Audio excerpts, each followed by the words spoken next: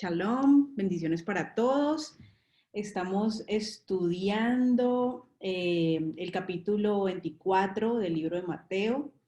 Estábamos hablando hace 15 días acerca de los dos grupos que se pueden notar en Mateo 24, los dos momentos en donde la iglesia es arrebatada y luego se quedan el pueblo de Israel en esta persecución de lo que el Señor nos está mostrando aquí, antes de que venga la salvación de ellos.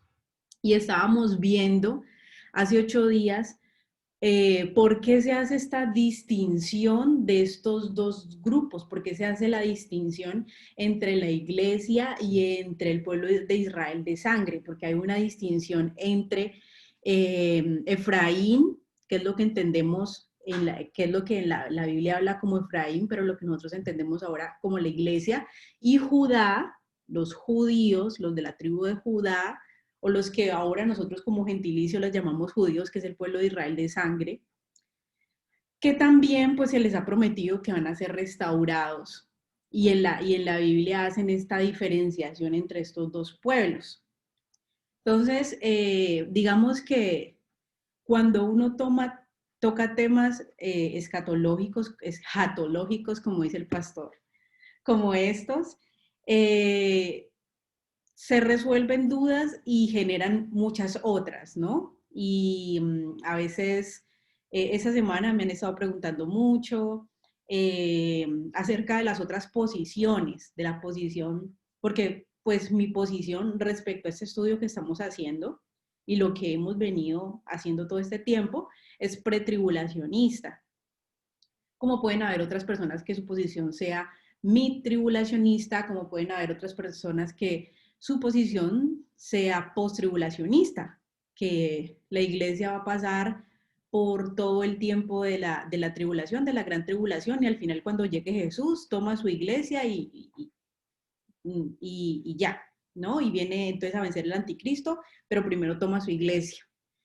Quiero decirles pues que respecto a esto, y quiero volver a hacer la aclaración, todas las posiciones respecto a este tema son válidas, no hacen ninguna desviación en la sana doctrina, puesto que no hacen parte de una doctrina salvífica, o sea, creer que yo me voy a ir después de la tribulación o en medio o antes, no me pone ni me quita. Simplemente es como una idea de en el momento que el Señor va a venir, pero entendemos que debemos estar listos y preparados en cualquier momento, ya sea para que el Señor venga antes, ya sea para que en verdad veamos el anticristo y tengamos que pasar por todo este tiempo de tribulación.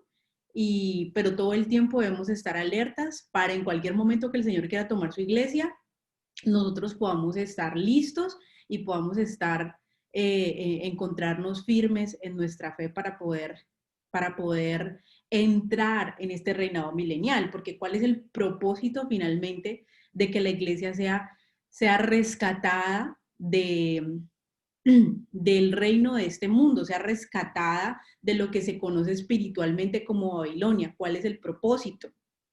El propósito es que nosotros aquí en el mundo ya estamos haciendo parte del reino de Cristo, no por creer en Cristo únicamente y saber que Él existe, sino porque Cristo ha decretado sus mandatos y sus leyes, que son los mismos que decretó el Padre, y nosotros somos regidos por esos mandatos y esas leyes que nuestro rey nos dejó. Entonces, al nosotros sujetarnos a esas leyes, nosotros hacemos parte de ese reino, aunque todavía no estamos presentes en este reino, somos ciudadanos de él porque ya cumplimos las normas de ese reino y somos extranjeros y peregrinos en esta tierra que no conoce a ese rey y que no cumple con el mandato de este rey. Pero va a llegar un momento decisivo donde el rey de toda la tierra va a venir, porque en este momento, digamos, que el rey está esperando que la gente a través de su evangelio de misericordia se pueda unir libremente a su reinado y a todos los beneficios que el Señor ha dejado en este reino y a través de sus mandamientos. El Señor está permitiendo que la gente llegue de manera espontánea y le sirva a Él de manera espontánea. Pero va a llegar un momento donde todas estas personas que siguen transgrediendo sus mandamientos, que son vida, que son paz, que son misericordia para la humanidad, que precisamente transgreder los mandamientos perfectos de Dios ha hecho que este mundo esté tan lleno de guerras, de enfermedades, de sufrimientos. Va a llegar el Rey del mundo a hacer justicia en la tierra y va a tomar a los que sí son suyos, a los que sí se sujetaron a sus reglas desde antes, a los de su reino. Y ese es el propósito del arrebatamiento, porque a partir de ese momento, cuando venga el rey, que es Jesucristo, en su segunda venida como rey, va a empezar a gobernar el mundo. Y entonces ahí es donde empieza ese reinado milenial. Porque en el tiempo del anticristo, todo lo que está pasando en el mundo es para que de algún modo llegue un punto donde haya ese reinado general de parte del anticristo y el anticristo sea como el gobernante del mundo. Eso ya ha pasado en otros momentos de la historia de la humanidad. En su momento sucedió con Nabucodonosor, que se dice de Nabucodonosor que él era el rey de toda la tierra. Este Nabucodonosor fue una sombra de lo que iba a ser el anticristo. Y ahora el anticristo se le va a dar ese poder para que reine sobre toda la tierra y haga lo que tenga que hacer. Entonces, cuando venga el Señor, precisamente se va a enfrentar al anticristo porque él va a ser el rey de toda la tierra. Este anticristo está en el lugar de Cristo y lo va a vencer para retomar el dominio sobre toda la tierra y traer el verdadero shalom, el verdadero bienestar que solamente viene a través de guardar la Torah y va a venir pues con su pueblo. Entonces, ese es el propósito. Ahora, si creemos que el Señor viene antes, si creemos que el Señor viene durante o si creemos que el Señor viene después, eso no afecta en ninguna manera nuestra salvación, a no ser de que a través de esas posiciones nos insten a que nos relajemos y no nos preparemos y no nos santifiquemos para nuestro Señor, pero no, no, de resto eso no genera ningún impacto en nuestra salvación. Entonces, entendiendo estos, digamos, dos grupos del Israel del olivo silvestre que somos nosotros y el olivo natural que es Israel.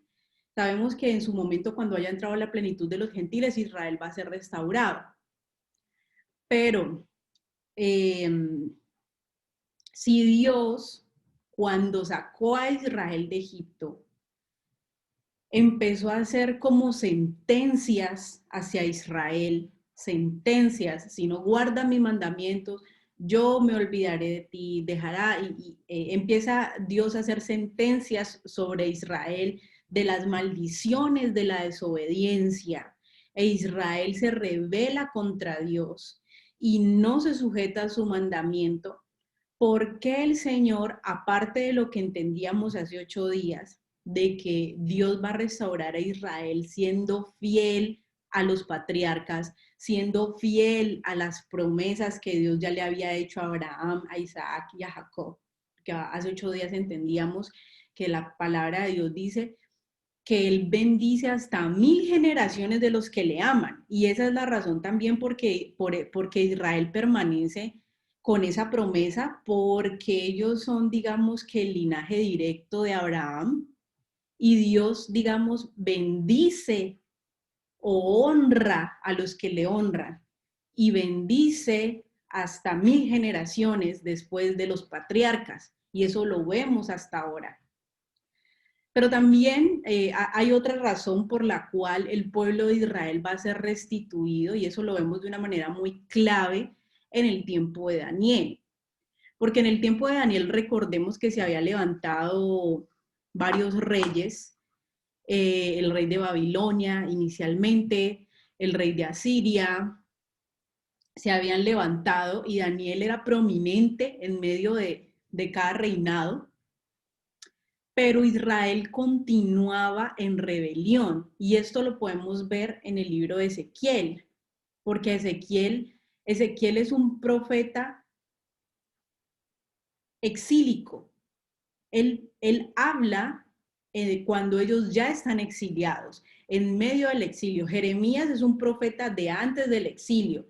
Él les empieza a decir qué va a suceder, que los van a llevar cautivos, pero Ezequiel sigue diciendo, ustedes siguen rebelándose a pesar de que ya los profetas han hablado y ya les ha pasado todo lo que les ha pasado por desobediencia y ellos siguen todavía en su desobediencia.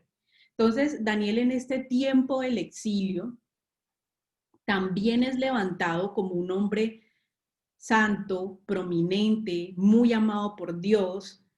Y esa es una de las razones por las cuales el Señor levanta y hace esta promesa de levantar nuevamente a Israel. Y es allí donde hoy nosotros vamos también a entender la importancia de como nos dijo Jesús y como lo veíamos para los que están en Esfomí, la importancia de orar y de no desmayar. Vamos a ir a Daniel.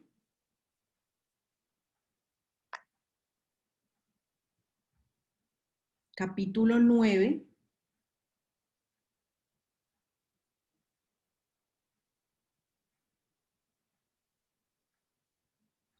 Versículo 4 al 6. Voy a hacerme como, hay varias cosas que dice este capítulo, yo lo voy a leer porque voy a hacer unos saltos, yo voy a leer del 4 al 6, el 11, el 16 al 18 y el 20 al 23 para no leer todo el capítulo, ¿listo? Entonces lo voy a leer. Daniel capítulo 9, del 4 al 6, dice: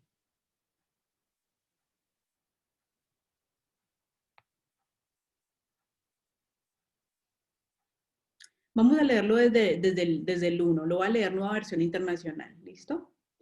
Corría el primer año del reinado de Darío, hijo de Asuero, un medo que llegó a ser rey de los babilonios. Aquí ya el reinado de Nabucodonosor y de los hijos de Nabucodonosor ya terminó y empezó el reinado de los medos, ¿no? Cuando yo, Daniel, logré entender este pasaje de las Escrituras donde el Señor le comunicó a Jeremías que la desolación de Jerusalén duraría 70 años. Él estaba diligentemente estudiando la palabra de Dios y entendió la profecía de Daniel porque él era un hombre justo. ¿Quién no había entendido la profecía de Jeremías? Perdón. ¿Quién no había entendido la profecía de Jeremías? Israel. ¿Cómo lo entendió Daniel siendo parte de Israel? Porque Daniel era un hombre justo y meditaba en la Torah. Entonces, dice, entonces me puse a orar y a dirigir mis súplicas al Señor mi Dios, además de orar, ayuné y me vestí de luto y me senté sobre cenizas. Hizo un tiempo como de lo que conocemos en Yom Kippur, un tiempo de humillarse, de verdaderamente compungirse, ayunar por el pecado y clamar misericordia a Dios por el pueblo y él metiéndose dentro de este pueblo de Israel, porque aunque él era un hombre justo, pues había una sentencia sobre el pueblo de Israel, ¿no? Y él hacía parte de ese pueblo. Dice, esta fue la oración y confesión que le hice. Señor, Dios grande y terrible, que cumples tu pacto de fidelidad con los que te aman y obedecen tus mandamientos. Entonces, eso es lo que veíamos hace 8 días, las bendiciones de todos aquellos que guardan su pacto de fidelidad y obedecen sus mandamientos. Y entonces él dice, aunque nosotros somos producto de ese pacto de fidelidad que hiciste con nuestros antepasados, con nuestros patriarcas, porque el pacto de fidelidad que él hizo fue con los patriarcas, con Abraham, por ejemplo, él confiesa como pueblo en el versículo 5. Hemos pecado y hecho lo malo. Hemos sido malvados y rebeldes. Nos hemos apartado de tus mandamientos y de tus leyes.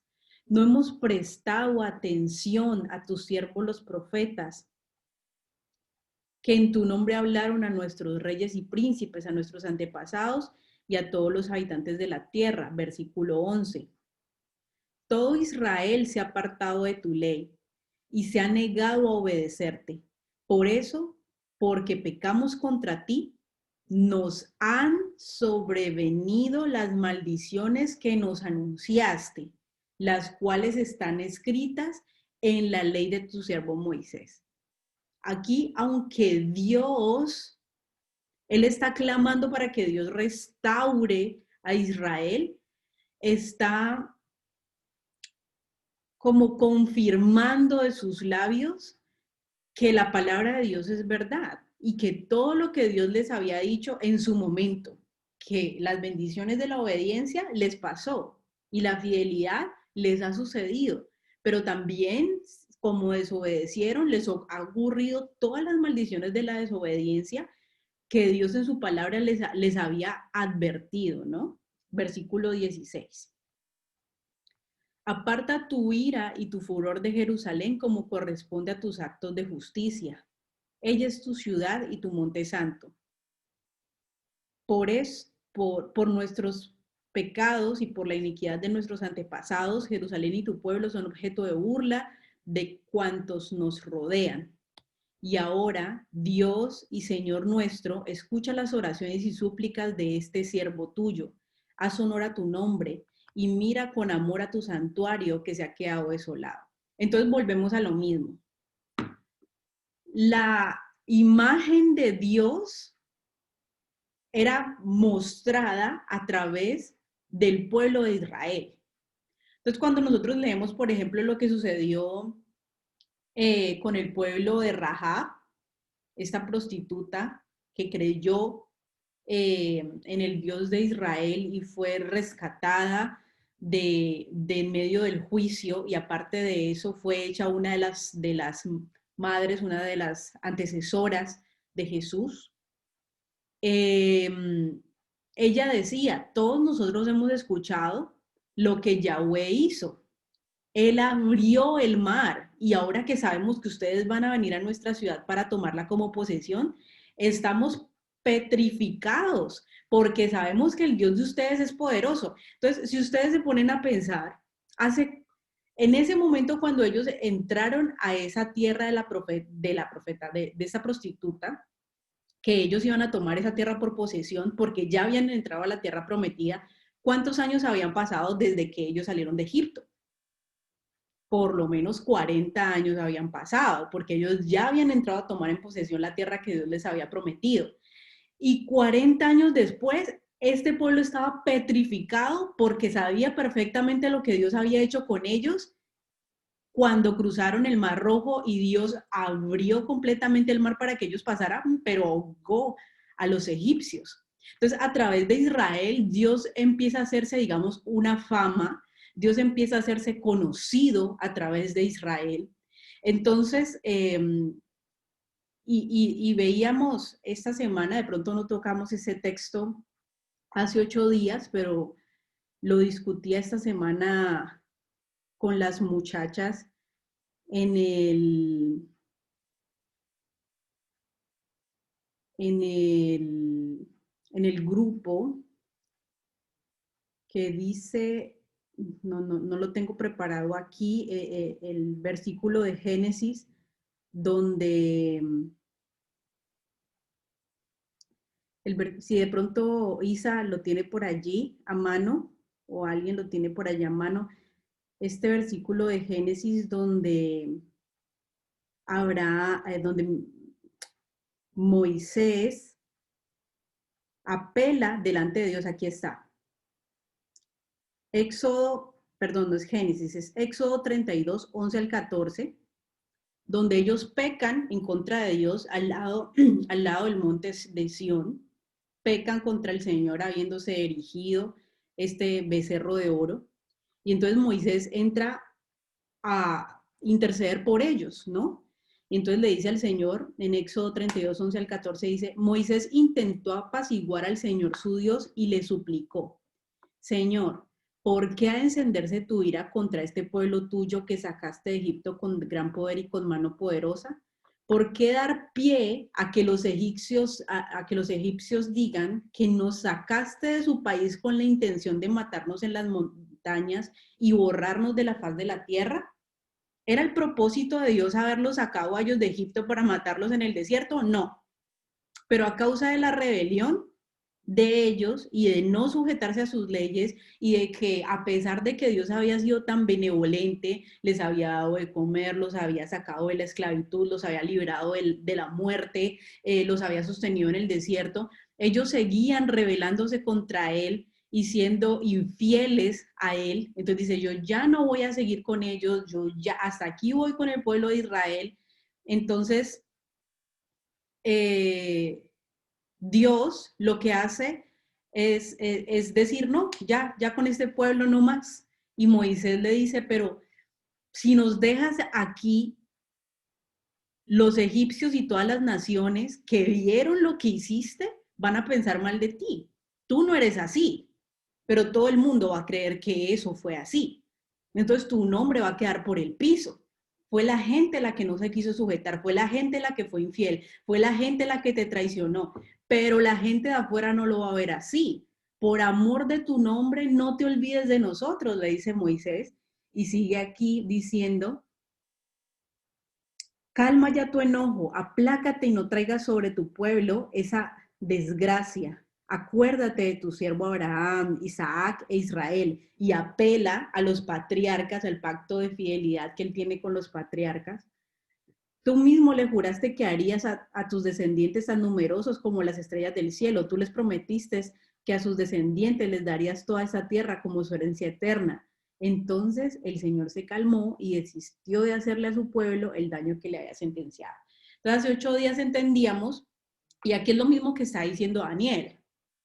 Dice, aparta, versículo 16, aparta tu ira y tu furor de Jerusalén como corresponde a tus actos de justicia. Ella es la ciudad y tu monte santo. Por nuestros pecados y por la iniquidad de tus antepasados, Jerusalén y tu pueblo son objeto de burla de cuanto nos rodean. Entonces, otra vez se apela como a que el nombre de Dios no quede en vano. Lo que decíamos hace 8 días, que Dios restaura también a Israel para que su nombre no quede en vano, su nombre no quede en vano entre las naciones, su nombre no quede en vergüenza. Lo que estudiamos hace 8 días. Entonces seguimos aquí, dice, versículo 18.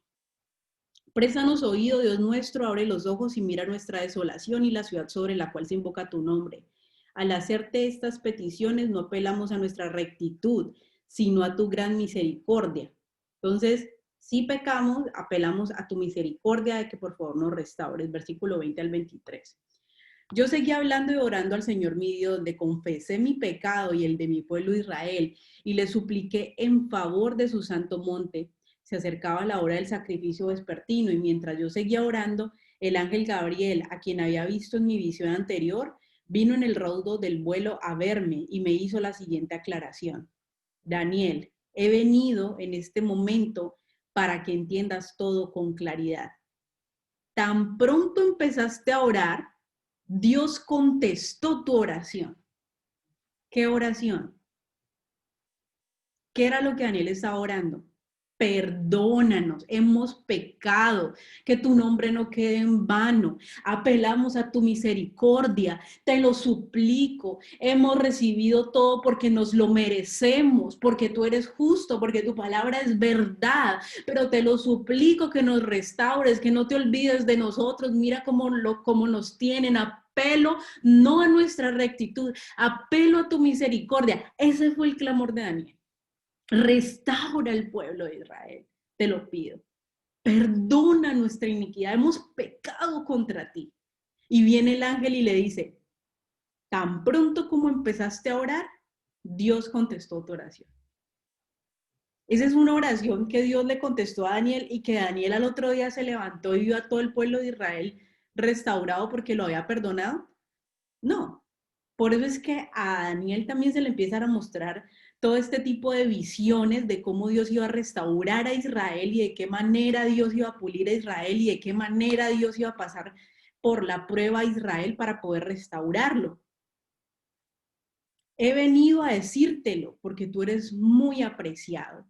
Presta pues atención a mis palabras para que entiendas la visión. Y vamos al otro capítulo, al 10. versículo 12. Esto fue ya mucho tiempo después.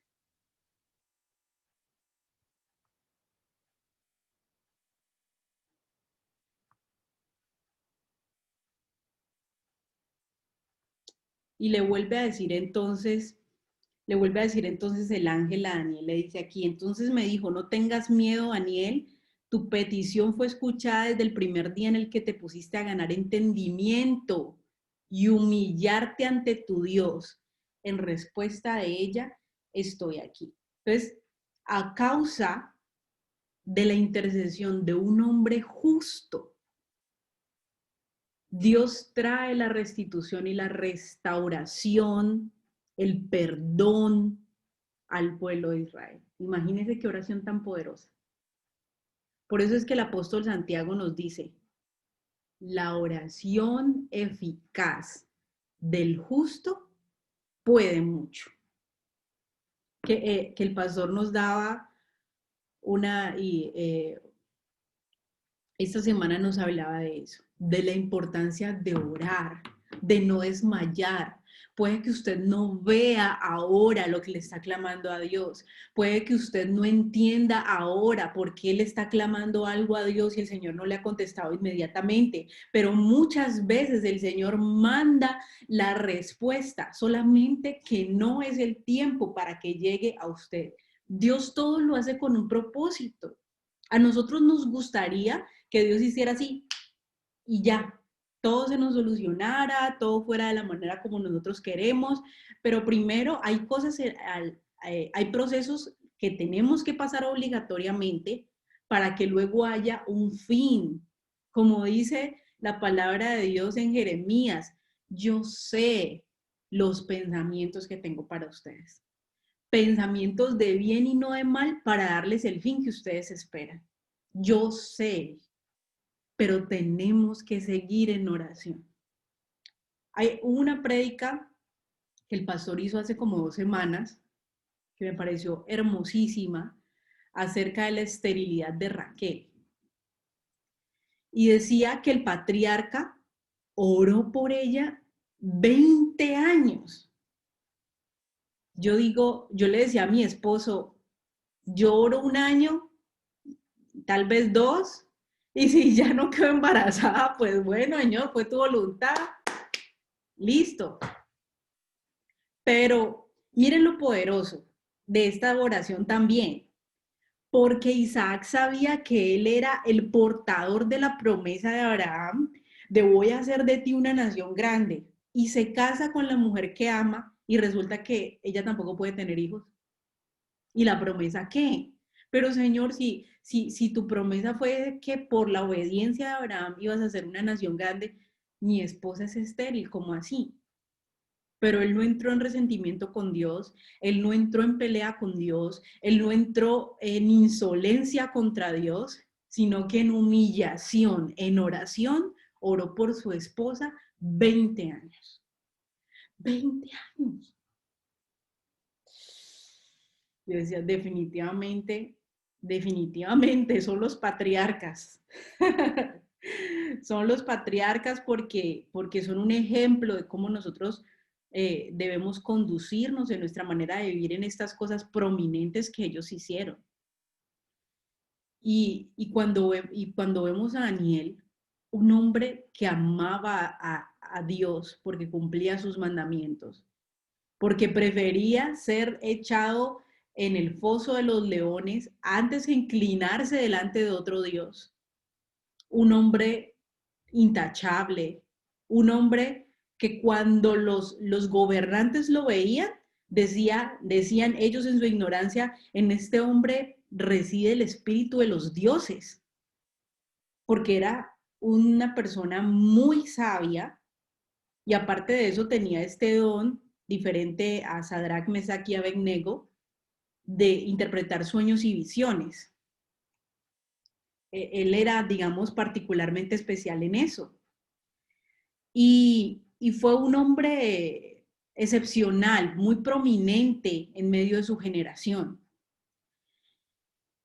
Y él se humilla delante de Dios, dice, declara su propio pecado, declara el pecado de su pueblo, se humilla, se echa ceniza, se entristece y le pide perdón a Dios y Dios le escucha. Y esa oración fue contestada inmediatamente. Que todavía no hemos visto su cumplimiento, porque el cumplimiento total de esto de esta oración contestada de Daniel se va a ver en aquel tiempo. Esa es la respuesta de por qué Dios finalmente, después de que ellos han hecho y deshecho y se han rebelado y no han aceptado al Mesías y crucificaron al Mesías y tantas cosas que ellos han hecho, ¿por qué Dios los reserva hasta el final para de todos modos restaurarlos?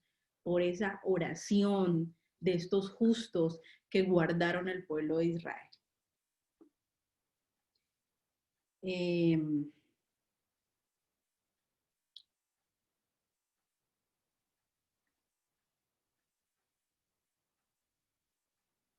bueno, eh, entonces es importante que nosotros entendamos la, la singularidad que hay cuando nosotros clamamos, porque a nosotros nos enseñaron que para haber poder a nivel del reino de las tinieblas, nosotros teníamos que levantarnos y hacer guerra espiritual, que reprender a Satanás, que echarle 3 sogas y que pisotearlo y que no sé qué. Pero aún el apóstol Judas en su carta nos dice que esas personas que hacen esto no entienden de lo que están hablando.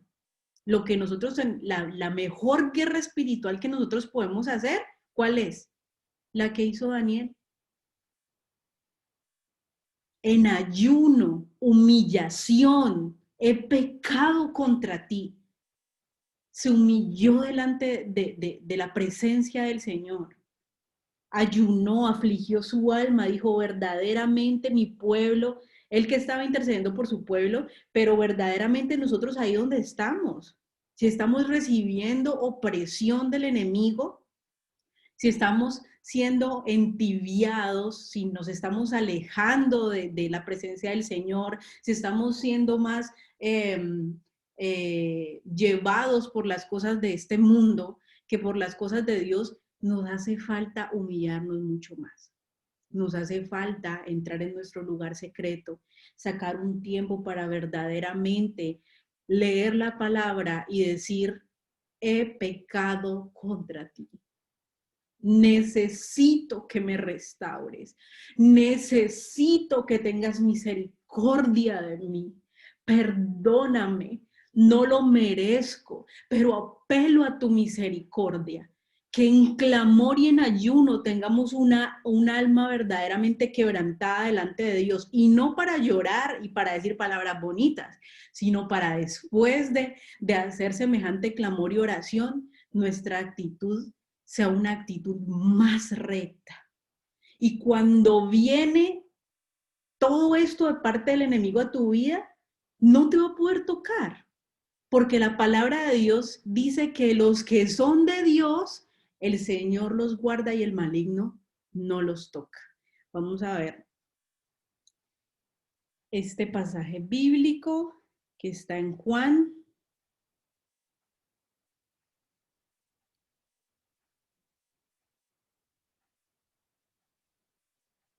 Que no lo iba a tocar ahorita, pero es importante que lo revisemos ya que vamos por ahí. Dice Primera de Juan, capítulo 5.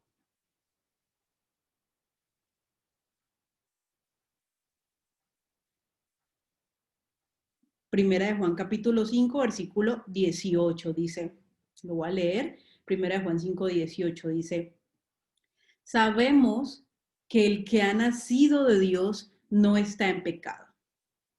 Nosotros hemos sido llamados para salir del lugar en donde Cristo nos rescató y no continuar en esa vana manera de vivir.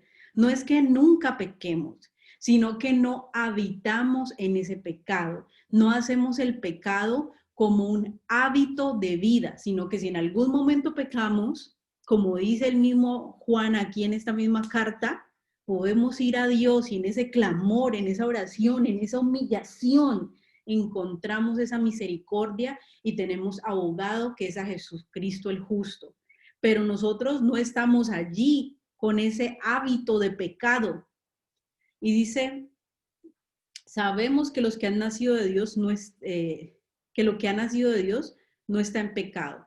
Jesucristo, que nació de Dios, lo protege y el maligno no llega a tocarlo.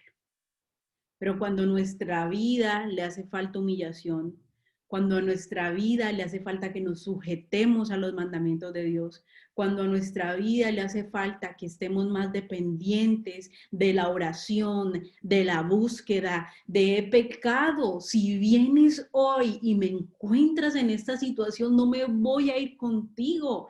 Te lo suplico, restáurame por tu misericordia. Y al otro, y inmediatamente empezar. ¿Cuáles son los mandamientos de Dios? Los quiero poner en práctica. ¿Cuál mandamiento me hace falta? ¿Cuál mandamiento más necesito para ser perfeccionado? Y podamos empezar a limpiar nuestra vida. Porque cuando nosotros estamos bajo la cobertura del Señor, el maligno no nos puede tocar, como lo dice el apóstol Santiago. Resistid, someteos a Dios, resistid al diablo y él huirá de vosotros. Pero primero, ¿qué tenemos que hacer? ¿Resistir al diablo? En nuestras fuerzas, nosotros no tenemos ningún poder contra Satanás. El único que tiene poder contra Satanás es Cristo a través de la verdad, porque recordemos que Satanás es el padre de la mentira.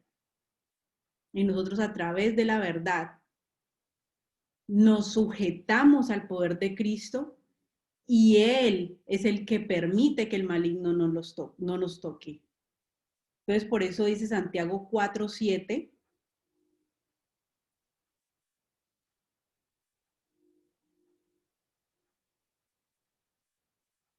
Dice aquí, vamos a leerlo, desde el versículo 6, dice, pero Él da mayor gracia. Por esto dice, estoy leyendo Reina Valera 1960, pero Él da mayor gracia. Por esto dice, Dios resiste a los soberbios y da gracia a los humildes. Lo que hablábamos ahorita, necesitamos entrar en esa humillación de Daniel. Esa es la verdadera guerra espiritual en la que nosotros nos encontramos. Cuando nosotros le damos lugar al diablo, alejándonos de las cosas de Dios, enfriándonos de las cosas de Dios, no dándoles el sentido ni la importancia a la palabra de Dios que debe tener, el enemigo gana lugar en nuestra vida y puede tocarnos. Cuando nosotros sometemos nuestra vida a Dios, cuando nosotros sometemos la vida a su Torah, el maligno no nos puede tocar. Tiene que huir de nosotros. Que luego va sí, te lo voy a repetir, Santiago 4, capítulo 4, versículo 6. Que luego va a regresar otra vez para querer hacernos caer. Pero cuando regrese, si nosotros estamos sometidos al Señor, no nos va a poder tocar. Como cuando el Señor Jesús estuvo 40 días en ayuno, dice que Satanás llegó a tentarlo. Cuando él le dijo, escrito está, escrito está, escrito está, dice que llegó un punto donde Satanás lo dejó por un tiempo. Por un tiempo. Y los ángeles le servían. ¿Y a quiénes sirven los ángeles según la palabra de Dios? A los que han de ser salvos. Los ángeles son agentes de servicio para aquellos que han de ser salvos. Nosotros no mandamos a los ángeles, nosotros no invocamos ángeles, nosotros no tenemos poder sobre los ángeles. Dios nos envía ángeles para que nos protejan, pero es Dios el que tiene poder sobre esos ángeles y los manda para el servicio de los que han de ser salvos. Seguimos aquí con Santiago 4. Ha tornado un interesante matiz esta enseñanza del día de hoy, que francamente no tenía preparada, pero bueno. Pero Él da mayor gracia, por eso Dios resiste a los soberbios y da gracia a los humildes. Dice, versículo 7, sométanse pues a Dios, resistan al diablo y Él huirá de ustedes. ¿Qué tenemos que hacer? En humillación, someternos a Dios. Porque Dios resiste a los soberbios. Y es que, ¿qué más uno puede hacer con un soberbio? ¿Ustedes alguna vez han tenido un amigo o una persona cercana que es muy soberbia y que ustedes intentan darle un consejo? Como que esa persona es soberbia, no le gusta escucharte, no le gusta que le digas nada, todo le parece ofensivo. Uno finalmente, ¿qué hace?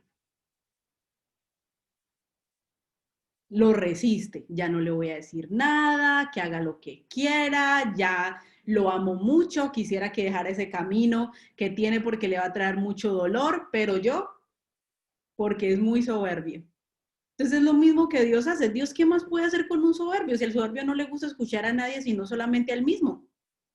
Entonces Dios resiste al soberbio, pero a los humildes da gracia. ¿Y qué hace el humilde? Se somete. ¿Qué hace el humilde? Se humilla. Por eso dice aquí, sométanse a Dios. De esa manera van a estar resistiendo al diablo. Y ustedes de esa manera no van a ser tocados por él y él va a oír de ustedes. Acérquense a Dios y él se acercará a ustedes. Pecadores, limpien las manos y ustedes, los de doble ánimo, purifiquen sus corazones.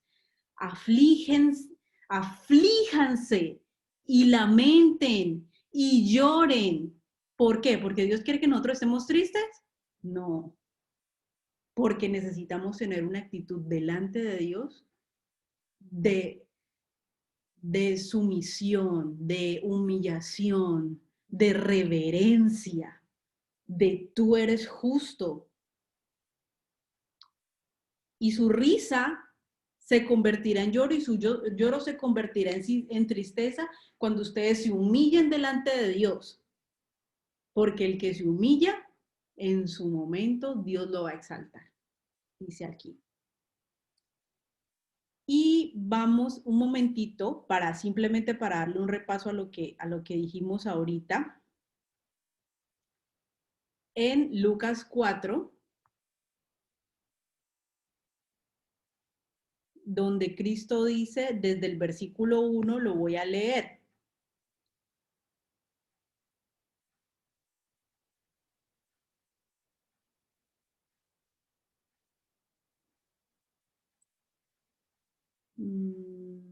Mateo 4.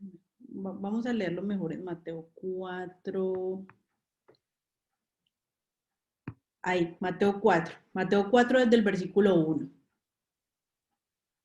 Entonces Jesús fue llevado por el Espíritu Santo al desierto para ser tentado por el diablo. Cuando nosotros vemos este texto aquí, el pastor siempre nos explica de que esta expresión que aparece ahí en el griego, de que pareciera que el Espíritu Santo lo llevó para que él fuera tentado, lo que quiere decir aquí en el griego es que el Espíritu Santo en medio del desierto lo acompañaba, iba con él, iba con Jesús. No es que lo guió para ser tentado, sino que en medio del desierto estaba con él. Y después de haber ayunado 40 días y 40 noches, tuvo hambre. Y vino a él el tentador y dijo, si eres hijo de Dios, di que estas piedras se conviertan en pan. Él respondió y dijo, escrito está. Ni siquiera el mismo Mesías fue capaz de enfrentar a Satanás. Yo te ato, yo te sujeto, yo te piso y yo te no sé qué, yo te exploto y lo que sea. No, lo confrontó con la verdad porque él es el padre de la mentira e intentó engañarlo porque es padre de mentira. Pero ¿con qué lo confrontó Jesús? Con la palabra de Dios, que es la verdad eterna. Con la palabra de Dios Jesús hizo guerra espiritual. Escrito está.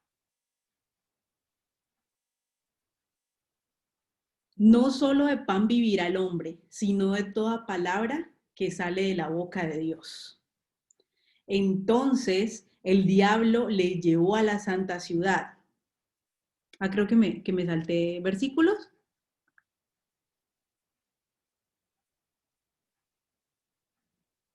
Perdón, vuelvo a leer otra vez el versículo 3. Y vino a él el tentador y le dijo, si eres hijo de Dios, di que estas piedras se conviertan en pan. Él respondió y dijo, escrito está, no solo de pan vivirá el hombre, sino de toda la palabra que sale de la boca de Dios. Versículo 5.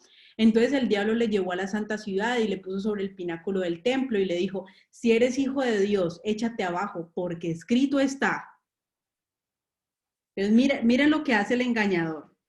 Coge la palabra y la tergiversa para que usted termine, ¿qué era lo que le estaba diciendo el enemigo a Jesús aquí? Mátese, porque si de verdad Dios está con usted, Dios usted no lo va a dejar, porque escrito está, mátese porque escrito está. La palabra de Dios y la voluntad de Dios para nuestra vida nunca va a tentar con nuestra vida ni nuestra integridad física, nunca.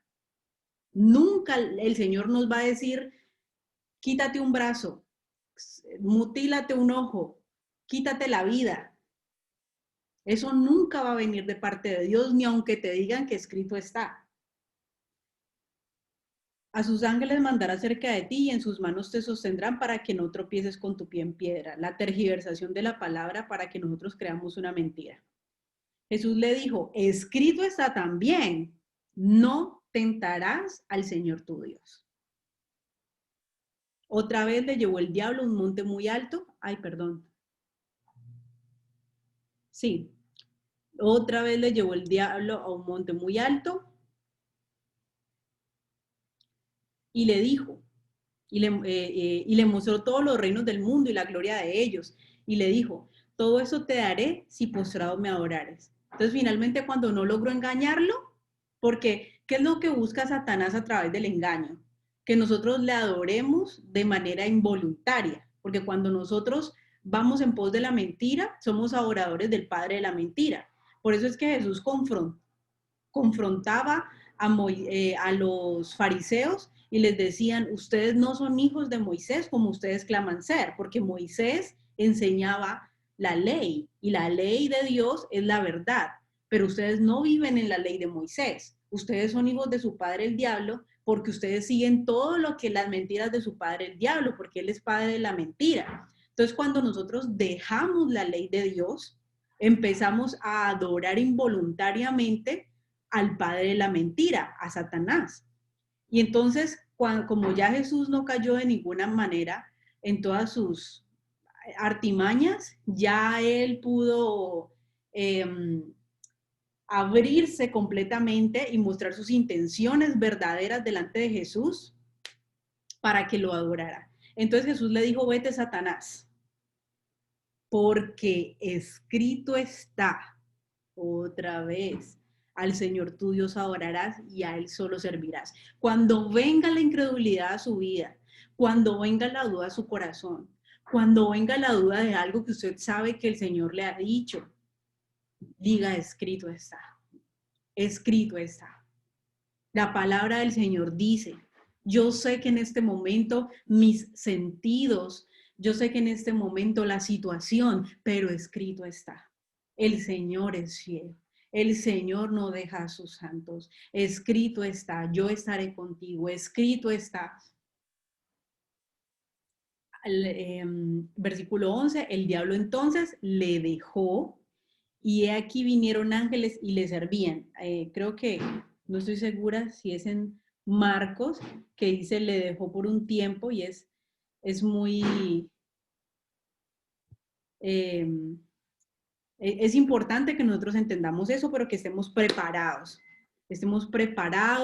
no nos cansemos de orar, entendamos que la manera de nosotros hacer guerra espiritual no es diciendo cosas a diestra y a siniestra, sino sujetándonos a la palabra de Dios, de que la manera que nosotros podemos salir victoriosos es a través de confesar siempre la verdad y no creer a la mentira y someternos a la poderosa mano de Dios. Sigamos este ejemplo de Daniel, que aunque pareciera, y lo vemos aún en